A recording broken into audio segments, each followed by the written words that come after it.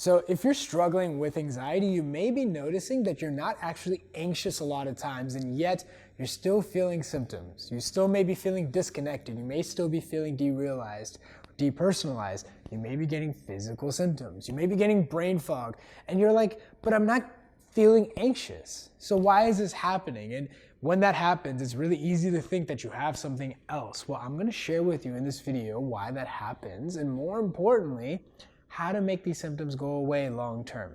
So with that said, let's get it started.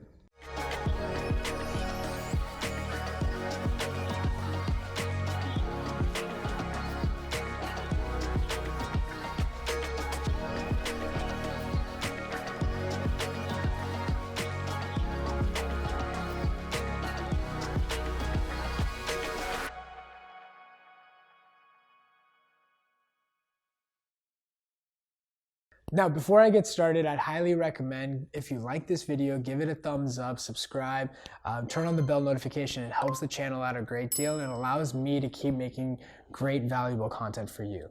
That being said, now when I was going through anxiety, this was the hardest part for me. This actually was, because one of my biggest challenges was the fact that it didn't feel like anxiety. It felt like something was seriously wrong. And every time I followed my feelings, I would go to the doctor, try to get everything ruled out, and they just said everything was fine. And then I'm like, oh my God, why am I experiencing this? Why is this happening? And the symptoms were so intense that I had a hard time believing it was anxiety. But more importantly, I wasn't anxious. I wasn't anxious in the conventional sense. I wasn't anxious in the sense that I'm feeling nervous, that's why I'm feeling symptoms. I remember when I was a kid, when I used to give presentations, I used to get butterflies in my stomach. We all kind of did, right? In any of these situations, you'd feel a little bit of physical symptoms, but my symptoms were very super exaggerated. And so I'm and there's nothing to be nervous about. I'm just sitting on a couch. Why would I be nervous? And what I didn't understand was that even with anxiety can create physical symptoms, and what you are struggling with, which is something that we call sensitization, is very different than the normal anxiety that you feel day to day. The normal, regular, healthy anxiety that you feel, and the sensitization where you're getting physical symptoms nonstop. And so this is something that a lot of the members in the mentorship, where I'm guiding people through recovery, really experience. And it's really easy for them to really fall into this trap of thinking, yeah, but I'm getting symptoms even when I'm not nervous. I don't believe it's anxiety. Now, I've always found that before you even start your recovery journey, it's very important to really understand how anxiety works. See, if anxiety is going to trick you that it's not anxiety every time, and if you're always going to fall into that trick, you're not really going to recover. You're always going to fall in. I always say, in order to recover, you have to know it's anxiety. You have to know what the problem is. Do you know what's happening? Do you know why these symptoms are happening? It's very important that you do, because if you don't know what's happening, you're not going to be able to focus on the right steps to recover. You're just not going, how could you? You're trying to fix a problem where you don't know where the problem is. And so you're just doing little things here and there, hoping it would work, right? It's like driving without a destination. It's just you're just pressing on the gas and brake. I mean, could you possibly get there? Sure, but the chances are very slim, if not almost zero, that you're going to get to where you want to. So the first thing is, do you know where you want to go? In order for that, you need to know what's happening. And so it's very important to understand the mechanics of anxiety. And this is one part where I always see people trip up, because they feel the symptoms even when they're not anxious. So it's easy to think it's something else. Now, it's very easy to figure this out. Okay. 1, getting everything ruled out by your doctor. A doctor says it's good, cool. If you're really unsure and you want a second opinion, cool, stop there. Because if there was anything seriously wrong, medical tests would find them. They really would. Then when that's the case, you have to understand that feeling symptoms, even when you're not anxious, is 100% normal. And the reason why this happens is, look, when you're sensitized, it's a state. Okay, it's not oh, I'm nervous and then I stop giving a presentation and now I'm not nervous, right?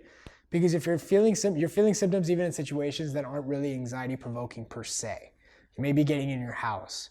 Yeah, maybe some people may get in more extreme situations, but you may be noticing that These symptoms are happening in inappropriate situations. It may be long lasting, chronic. You may be feeling it every day, every hour of every day, right?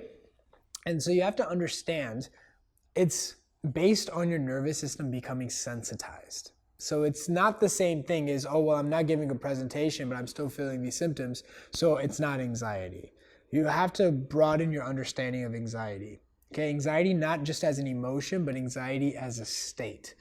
And so if you really want to know more about understanding this kind of anxiety, I'll put a link down below to a book I've really written out explaining the mechanics of anxiety, how it works, success stories on it, stuff like that. The link is down below. It's absolutely free. It gives you a good idea of how anxiety works. Now, once you understand how anxiety works, then it's about focusing on the response, right? And then it's really important to understand that because you're in this state's going to take some time. And so that means that the physical symptoms are going to be there a little bit longer. What I always tell my clients, what I always tell the members in my mentorship is that the body follows the mind. Okay, what I mean by that is once you start responding to the anxiety, you'll notice that the anxiety symptoms, the internal anxiety symptoms subside, but the physical symptoms may still be there, or whatever the DPDR may still be there, or whatever your most stubborn symptom is. It may be there a little bit longer. Just give it a little bit more time. Paul David, who wrote this book called At Last Alive, it was a book that I read when I was really struggling. Paul David his book was one of the most valuable things in my recovery journey. I highly recommend it. He had somebody mention that they were experiencing depersonalization, derealization, yeah? And so he explained that like his symptoms got a lot better, but he was still feeling a little bit derealized for a little bit longer, yeah? That went away later. And he gave a really good example, a great analogy, which is imagine you have a light bulb, yeah, like a light bulb, like, you know, one of these lights, and the light's on, right? And it's on for a long time. Now think of that electricity as your nerves, your fight or flight response. Okay, your fight or flight response has been on for a long time. Now imagine you are able to respond correctly, and then the light turns off, as it should. The fight or flight response turns off. Well, if you touch the light bulb, it would still be hot, right? But you're saying, I turned off the light, so why is it still hot? Well, it's been on for a long time. It needs to cool down. Think of that as your physical symptoms. Think of that as these symptoms that are like, yeah, you're responding correctly, but you need to be able to just give it a little bit more time. And as you give it a little bit more time, then the symptoms go away. That's the biggest thing. And so a lot of times, it's really a game of patience. It's really a game of once you start responding, look, your body will heal when it's ready, right? It's like a broken leg. How long is it going to take for your leg to heal if it breaks? As long as it takes, yeah? But you can't yell at your leg and saying, get better, get better, get better. It's not going to work. It's the same way with these symptoms. When do they go away? When your body's ready. Recognize that worrying doesn't help. Stressing out about it doesn't work. Going into this fix-it mode is actually what's creating the problems. So if you can mitigate these things, give it some patience, give it some time. And what I say is go live your life. What's your ideal life? Go focus on building that ideal life. The healing will happen on its own. It can happen behind the scenes. Go live. And as you do that, you'll notice and you'll get better. So I hope this video helps. I hope it demystifies one of the most confusing things about what I had in my journey. And like I say, if you really want to know more, I think one of the best things to do, what I'm starting to see, is really normalizing other people that have gone through this. And so what I'll do is I'll put a link down below to success stories, people that have recovered from this, that are doing much better, or that are well along their recovery journey. A lot of these people are people that I've personally helped. A lot of people, actually, I think everybody that has a success story has found my channel.